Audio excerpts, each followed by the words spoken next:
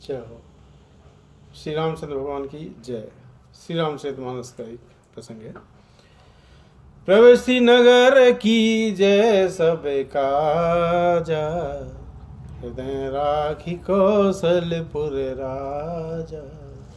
श्री रामचरितमानस की एक एक चौपाई, एक एक लाइन अत्यंत सारगर्भित है, अनुकरणीय है, आचरणीय है।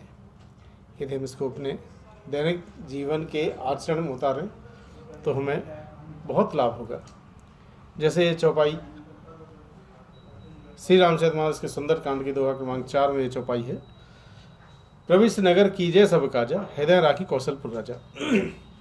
जब भी हम किसी नए नगर में जाएं या घर से बाहर निकलते समय अपने कार्यस्थल पर जाएं, कहीं भी जाएं, घर से बाहर निकलते समय यदि हम इस बात का स्मरण करें,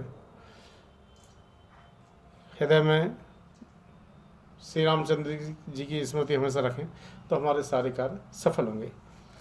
इसी चौपाई के आगे लिखा है कि जो भगवान श्री राम को हृदय में रखता है उसके लिए क्या होता है। गरल सुधा रिपु करहि मिताई, गोपद सिंधु अनल सितलाई।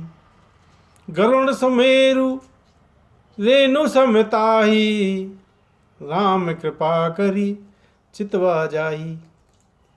उसके लिए विष अमृत हो जाता है, शत्रु मित्रता करने लगते हैं, समुद्र गाय के खुर के बराबर हो जाता है, अग्नि में शीतलता आ जाती है। और श्री गरुण जी से कहा गया है, हे गरुण जी, सुमेरु पर्वत उसके लिए रच के समान हो जाता है, जिसे श्री रामचंद्र जी ने एक बार कृपा करके देख लिया। आज श्री रामचरितमानस के एक शब्द पर हम विचार करते हैं। अमोघ, वो शब्द है अमोघ। रामबाण के लिए अमोघ शब्द का प्रयोग किया जाता है। जैसे हम किसी भी दवा के लिए बोलते हैं कि यह फला फला रोग के लिए रामबाण औषधि है, मतलब वो है औषधि अवश्य काम करेगी किसी भी तरह से। रामबाण अमोघ होता है। अमोघ शब्द का जो अर्थ मेरे समझ में आता है, येन केन प्रकार कैसे भी वो अपने लक्ष्य की प्राप्ति करेगा। यहाँ पर बीच में स्वामी विवेकानंद की एक उक्ति याद आती है, उठो जागो और लक्ष्य प्राप्ति किए बिना रुको मत। एनीवे, हम श्री रामचरितमानस पर चर्चा करते हैं। तो श्री रामचरितमानस में जो अमोघ शब्द है उस पर हम चर्चा करते हैं। अमोघ शब्द कई कुछ जगह आया है।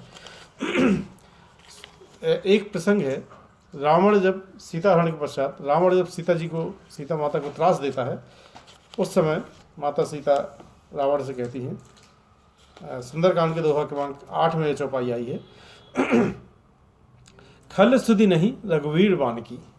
खल, रे दुष्ट, तुझे श्री रघुवीर के बाण की खबर नहीं है।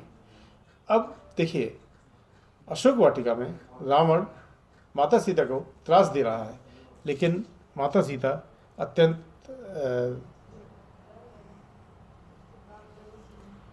तेजस्विता के साथ ये बात कहती हैं कि तुझे रघुवीर के बाण की खबर नहीं है। रघुवीर का कौन सा बाण? इसके लिए हम चलते हैं सुंदरकांड के दोहा क्रमांक 1 पर। सुंदरकांड के दोहा क्रमांक 1 में लिखा हुआ है, हनुमान जी ने समुद्र लंघन के लिए जब गए तो उस चीज का वर्णन करते हुए लिखा है, जिमि अमोघ रघुपति कर बाना, एही भांति चले ओ हनुमाना। जैसे श्री रघुनाथ जी का अमोघ बाण चलता है, उसी तरह हनुमान जी चले। एक से रामायण के संबंध में या अमोघ के संबंध में एक प्रसंग और याद दिलाने लायक है। श्री सुंदरकांड में दोहा क्रमांक 26 में जब माता सीता हनुमान जी को कहती हैं, श्री रामचंद्र जी भगवान के लिए संदेशा भेजती हैं, तब कहती हैं, एक चौपाई आई है दोहा क्रमांक 26 में, ताते शक्र सुत कथा सुनायहु, बान प्रताप प्रभु समझायहु।